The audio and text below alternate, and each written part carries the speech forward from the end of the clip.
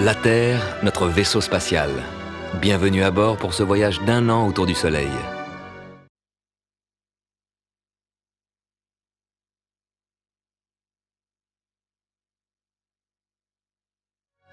Nous venons de passer la station du solstice d'été.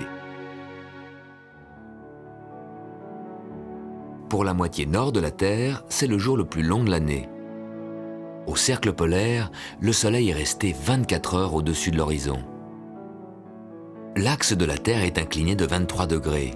Le cercle polaire se trouve à 23 degrés du pôle, donc juste frôlé par le Soleil. Par contre, au cercle polaire sud, à 23 degrés du pôle sud, le Soleil ce week-end ne s'est pas levé du tout. Même à midi, il reste sous l'horizon.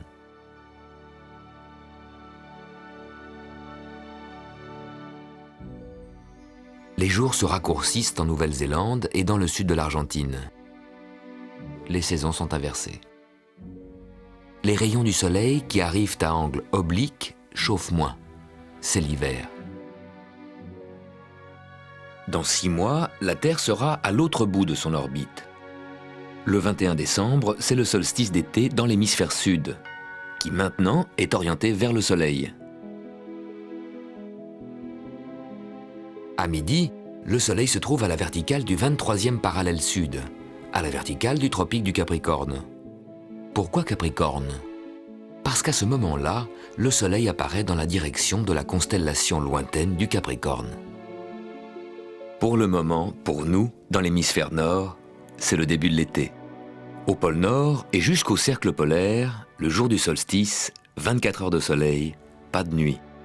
Et dans les régions du nord qui ne sont pas trop éloignées du cercle polaire, les nuits avant et après le solstice sont les nuits blanches. À Saint-Pétersbourg, Stockholm, Oslo, Copenhague, Hambourg, Berlin, Londres, Calgary. Dans cette partie nord du globe, le soleil ne descend que peu sous l'horizon. La lueur du soleil reste visible et semble glisser de l'ouest au nord, puis vers l'est.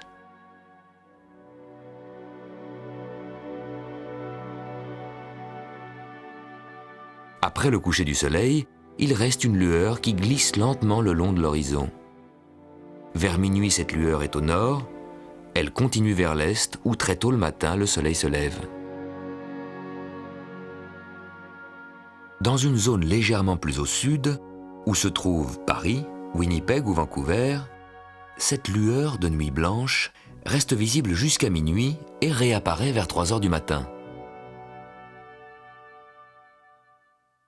À peine plus au sud, à Orléans, Zurich ou Montréal, la partie nord de la Terre monte trop haut au-dessus du Soleil et nous empêche de voir sa lueur. À cette latitude, pas de nuit blanche. La lumière dans laquelle et grâce à laquelle nous vivons vient du Soleil. Nos yeux perçoivent cette lumière comme blanche, mais si nous la décomposons, elle révèle toutes les couleurs de l'arc-en-ciel. Cette lumière que nous voyons n'est qu'une faible partie des rayons que le Soleil émet dans l'espace. Au-delà du violet, le Soleil émet des rayons que nos yeux ne peuvent plus voir, ce sont les rayons ultraviolets.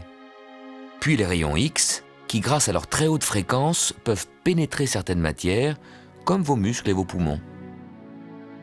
Puis les rayons gamma, émis aux endroits où la surface du Soleil est la plus chaude. À droite, le spectre de la lumière visible est limité par le rouge.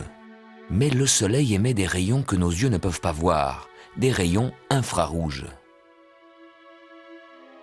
Puis les micro-ondes, oui, les mêmes que vous utilisez pour réchauffer vos surgelés, et des ondes à fréquence basse qui sont comme des ondes radio. Pour étudier le Soleil, il faut le scruter au-delà des rayons visibles. Alors que les étoiles lointaines se cachent en nous envoyant trop peu de lumière, le Soleil nous éblouit pour garder son mystère. Ne nous en plaignons pas. Nos yeux sont réglés de manière optimale pour y voir clair de jour et de nuit sur notre vaisseau Terre. C'est exactement ce qu'il nous faut.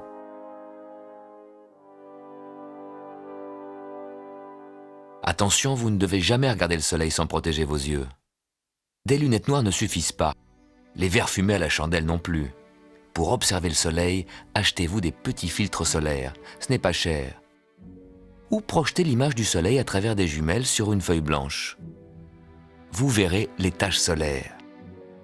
Ce sont des trous dans l'enveloppe gazeuse du Soleil. Elles marquent l'endroit des éruptions. Vous pouvez suivre la rotation du Soleil en repérant de jour en jour les positions des taches solaires. La tache qui aujourd'hui est ici sera ici demain.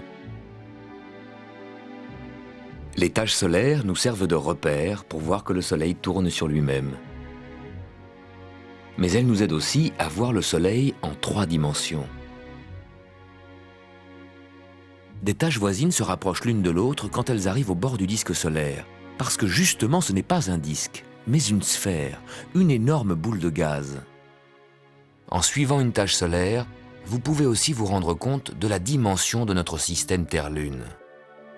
Le Soleil est si grand qu'il pourrait largement contenir la Terre et la Lune avec toute son orbite. La Lune fait un tour d'orbite en 4 semaines, comme cette tache qui nous montre la rotation et qui fait le tour du Soleil en 4 semaines. Tout le système Terre-Lune n'est donc pas plus grand que cette étoile nommée Soleil. Les taches deviennent plus nombreuses tous les 11 ans. En ce moment, le Soleil est dans une période calme. Le prochain maximum, c'est pour 2002. Ce sera la plus grande prolifération de taches depuis leur découverte par Galilée il y a 400 ans. Les taches nous montrent aussi le mouvement de la Terre. Si le matin vous repérez cette tache solaire ici, le soir, vous la retrouverez là. Ce n'est pas le Soleil qui a basculé pendant la journée, c'est la Terre. Le matin, le Soleil apparaît sous cet angle-ci. La Terre tourne, pendant la journée, le Soleil semble traverser le ciel. Le soir, il apparaît sous cet angle-là. Le Soleil n'a pas bougé, c'est nous qui le regardons sous un angle différent. Le matin, comme ça, le soir, comme ça. Tous les jours, avec ou sans tache solaire, vous pouvez voir le mouvement de bascule de la Terre. Au lever du Soleil, la Terre se tourne vers le Soleil, et le soir, la Terre couvre le Soleil.